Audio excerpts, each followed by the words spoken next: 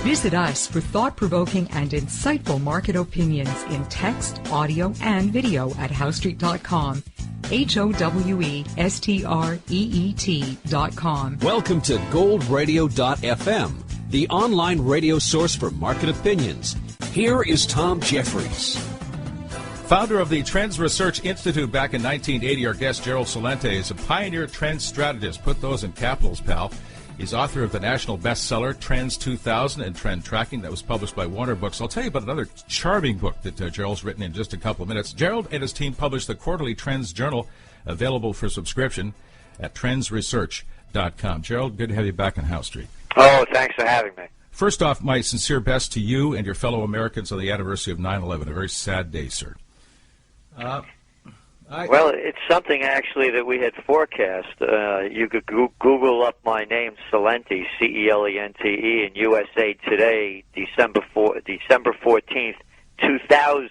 And we had predicted that in 2001 Americans wouldn't be safe at home or abroad.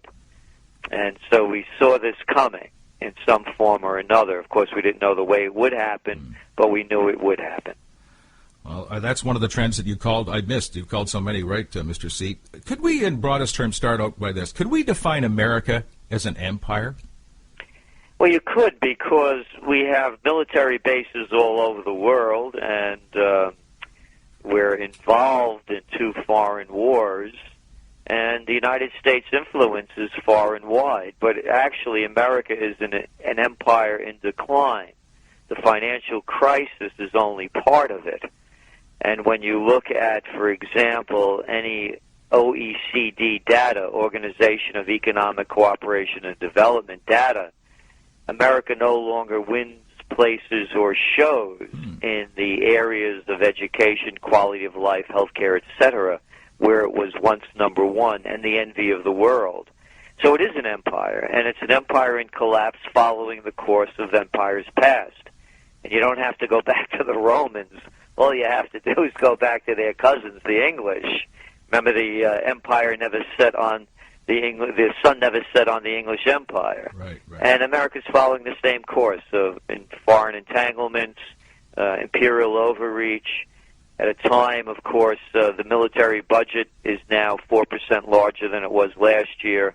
Wars continue to rage. The Treasury becomes depleted, and as the society declines. At Trends Research, you call a major trend, and I just love this, economic slim fast. By that, what do you mean, Gerald? Well, Americans are going to have to cut down in more ways than one. They're going to have to get back into shape. As a matter of fact, I just returned from Chicago addressing the United States Olympic Committee, and that was one of my advice to them, trend forecasts, is that America has to really change and get back into shape economically, physically, spiritually, emotionally, and morally. And the Olympic Committee, the Olympic team, the Olympic brand is one that is less tarnished than virtually any brand out there. And they could lead such a movement, particularly in the physical field. Americans are the most obese people in the world. They take more prescription drugs than anyone per capita. They take more antidepressants than anyone per capita in the world. So America has to really get on a diet in many different ways, cutting back, moving toward whole health healing, and really reestablishing what made America great. And this isn't rhetoric. Again, only looking at data. America was the most egalitarian nation on earth. When we didn't put Wall Street first, we had Main Street, a very strong one. We didn't have Walmarts. We had mom-and-pop shops. People weren't clerks. They were shopkeepers. And we didn't have factory farms. We had family farms. When you looked at that model, again, we were the most egalitarian nation on earth. Now, the gap between the rich and the poor is the widest in the United States than any of the industrialized nations. Well, Gerald, guess what we're seeing sprouting up all over Vancouver? You've talked about this as one of your major trends. City garden plots. Is this a trend worth watching? It certainly is. And again, as you mentioned, we did write about it in the recent Trends Journal. But even longer ago, in my book Trends 2000, which came out in 1997, edible landscaping, we called it. And you're going to see more and more of it. People are going to have to the people are going to be forced into becoming more self-sustaining. The money's not there anymore. Look at the unemployment numbers. The effective unemployment rate in the United States, when you add in people that are no longer looking for jobs, they've given up, the discouraged workers, they're looking for jobs and can't find any, or they're working part-time, the effective rate is 19%, Yikes. not the 9.7% that they're putting out there. And let's remember that the Obama administration had predicted that without the stimulus package, we'd have 8% unemployment in 2009. They have to create 127,000 jobs a month, accounting for population growth. And the last numbers that came out, we're losing about 260,000 a month. Pretty stark numbers. Just switching to media for a second. The media landscape as we speak, Gerald, is changing at light speed. Radio stations, TV, newspapers, all in dire straits. What do you make of the wreckage in traditional media? Well, actually, we're writing about that right now in the Autumn Trends Journal of the least visionary industries in that I've ever seen. Has to be the newspaper and publishing business, giving away their content for free when the Internet revolution began in the mid-1990s. Who could have come up with such a stupid model? And everyone followed it. And as you well know and mentioned, we're seeing a consolidation in all media.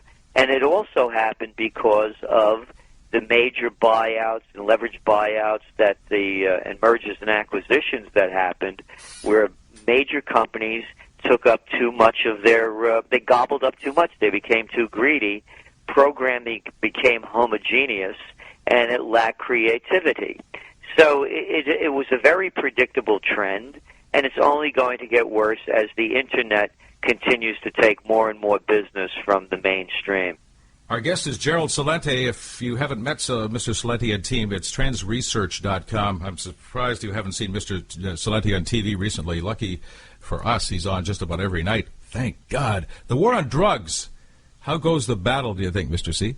Well, that has to be one of the dumbest wars ever fought. I mean, it's been a losing war. I love it. They keep coming up with these drug czars. Yeah. We're going to start seeing a more rational approach to this. And let's understand, of course, that a lot of the regulations that had been put into place, the anti-drug legislation, came about actually during the Great Depression. They blamed a lot of the troubles going on the Mexicans, the cheap labor coming into the country, and blamed their habits in marijuana, et cetera, for the increases in crime. And we're going to start seeing a decriminalization of marijuana. It has to happen. The jails are packed with first-time offenders and light users, and we need more rational policy. So we expect to see a decriminalization. In that mix, too, back in the 30s, they just weed got out the window, but along with the baby on the bathwater went hemp. And hemp is proven in many eras as a wonderful plant in many ways to do a lot of different things, from oil to make clothing. I mean, again, they just missed the boat, didn't they?